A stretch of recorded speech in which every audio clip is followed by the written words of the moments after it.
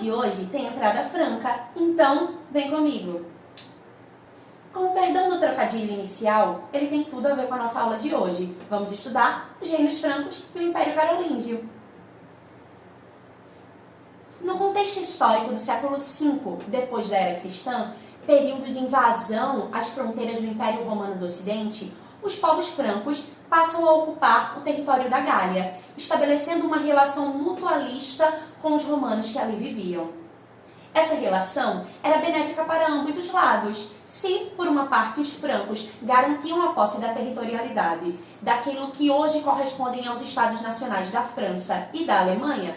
Por outro lado, os romanos conseguiam engrossar as fileiras da sua defesa militar, garantindo uma maior proteção contra a invasão de outros povos de origem germânica.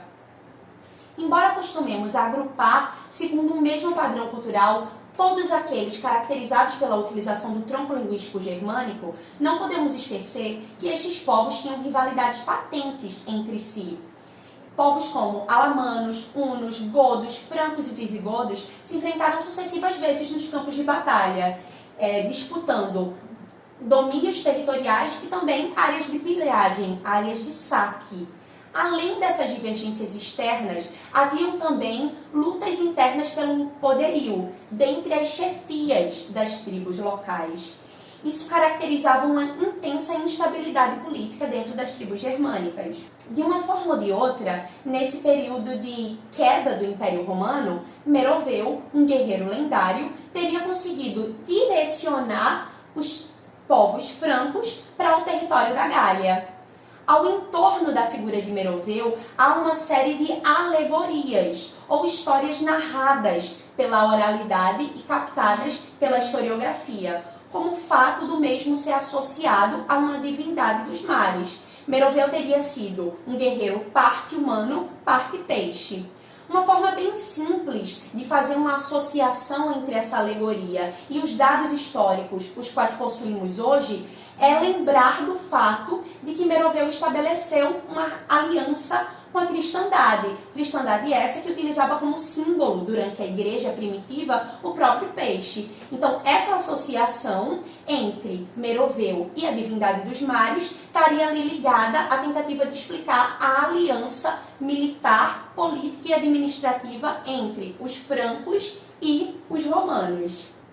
Através do estabelecimento de uma relação de comitatus, garantindo honrarias, lealdades e aliança militar, se instituiu a partir de então a dinastia merovingia, ou seja, os sucessores da chefia dos francos foram descendentes de Meroveu. Dentro da dinastia merovingia, uma das figuras de maior destaque é o neto do Meroveu, o Clovis I.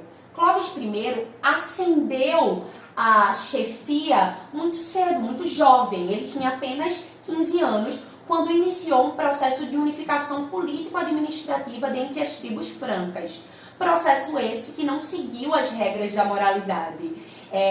O Clovis ele galga o seu poderio tanto através de muitas vitórias no campo de batalha, quanto pelo fato de utilizar-se de subterfúgios, como a traição, como o assassinato e o julgamento indevido de uma série de chefias locais. É nesse contexto que ele vai conseguir unificar os povos francos.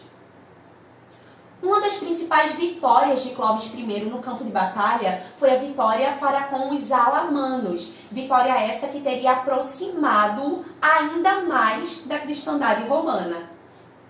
No ano de 496 depois da Era Cristã, temeroso pelo resultado dessa batalha, Clovis teria seguido o conselho da sua esposa, já convertida ao cristianismo. Clotilde o teria impelido a rezar por uma proteção maior do Deus da cristandade, em troca da sua conversão, caso o saldo em campo de batalha fosse positivo. E foi realmente o que aconteceu. Clovis consegue vencer os alamanos, é batizado e é legitimado como rei dos francos. Essa legitimidade é conferida até mesmo pelo imperador que governava o Oriente nesse período. Anastácio vai conceder o título de rei, garantindo aí a outorga da legitimidade da posse e do domínio de Clovis I. Após a morte de Clovis I, porém, carecendo de uma maior autoridade para colocar ordem nas tribos francas, a gente vai observar uma nova fragmentação política, dando origem a um período que na história dos francos a gente chama de governo dos reis indolentes, ou seja, reis que não estavam compromissados com seu papel de líderes locais. É nesse período que ganha destaque a figura do majordomos, termo latino que é traduzido como mordomo ou como prefeito do paço ou palácio. Esses indivíduos concentravam as funções administrativas que antes pertenciam aos reis. No ano de 679 depois da era cristã, um majordomos chamado Pepino de Restal, um indivíduo de grande apelo entre as chefias locais, descontente com a administração dos reis indolentes, vai galgar um golpe de Estado contra eles. Golpe este que vai pôr fim à dinastia merovingia. Com o apoio dessas chefias militares, Pepino de Restal vai conseguir transformar o cargo de majordomos em uma estrutura hereditária e vitalícia. É nesse interim que o filho de Pepino de Restal, Carlos Martel, assume as funções administrativas locais, dando início a uma nova dinastia, a dinastia carolíngia. A figura de Carlos Martel também é muito relevante no contexto medieval. Primeiramente porque ele é visto como fundador da cavalaria ocidental. E num segundo lugar, porque Carlos Martel ele vai conseguir conter a ameaça dos muçulmanos. Indivíduos que vinham imbuídos de uma religião monoteísta que ganhava tanto espaço quanto territorialidade no período medieval. Nesse período, os muçulmanos já haviam conquistado a Península Ibérica, estabelecendo naquele território o Califado de Córdoba e ameaçando assim a expansão da cristandade e tirando de suas mãos o domínio de amplas porções territoriais. Carlos Martel organiza-se militarmente com seus associados e vai ter um grande sucesso na famosa Batalha de Poitiers, ação que teria posto fim à expansão muçulmana e salvo a Europa do seu processo de desassociação ao cristianismo. O sucessor de Carlos Martel, Pipino o Breve, é que vai enfatizar o apelo dessa dinastia carolíngia, ou seja, dos sucessores de Martel, visto que Martel tem um prestígio gigantesco nos campos de batalha e perante a própria legitimação da cristandade. Mas é o filho de Pipino o Breve, Carlos Magno, que vai levar o reino dos francos ao seu apogeu. Carlos Martel é lembrado pelos seus grandes feitos em conquistas territoriais e também pela entrega de boa parte dessas terras à igreja, como por exemplo o patrimônio de São Pedro. Além disso, Carlos Martel vai tentar colocar uma ordem administrativa mais efetiva nessas áreas de conquista, dividindo ou seccionando o território em marcas, condados e ducados. As marcas eram áreas fronteiriças. Os condados eram largos espaços de terras mais voltados ao interior e os ducados eram áreas mais centrais. Isso vai ser entregue enquanto área administrativa para indivíduos de sua extrema confiança. E isso vai gerar um impacto muito grande na efetivação dos títulos desses indivíduos. Títulos esses que figuram aí de maneira ampla dentro da cultura pop. Temos figuras como, por exemplo, o Conde Drácula, o Conde de Monte Cristo. Na historiografia brasileira, a gente tem o Marquês de Pombal, o Conde de Eu. Então, essa divisão administrativa e a concessão desses títulos de nobreza vai se dar no contexto do governo de Carlos Magno. Carlos Magno vai investir, em larga medida, em educação e na valorização da cultura latina, estabelecendo nesse contexto o que nós chamamos de renascimento carolíngio. Nesse interim, Carlos Magno contará em larga medida com o apoio da Igreja, financiando a construção de escolas monasteriais e entregando ao papel da Igreja a educação das classes mais abastadas. Além disso, uma grande reforma educacional é entregue nas mãos de um monge nomeado Monge Alcuino. Essa reforma educacional vai dividir as 7 artes liberais de acordo com a nomenclatura de trivium e quadrivium. O trivium se referia ao domínio das artes literárias, onde era ensinada gramática, dialética e retórica. O quadrivium, por sua vez, era a área de desenvolvimento do ensino científico, o qual dava conta da aritmética, da astronomia, da geometria e da música, que era visto como ciência, efetivamente falando.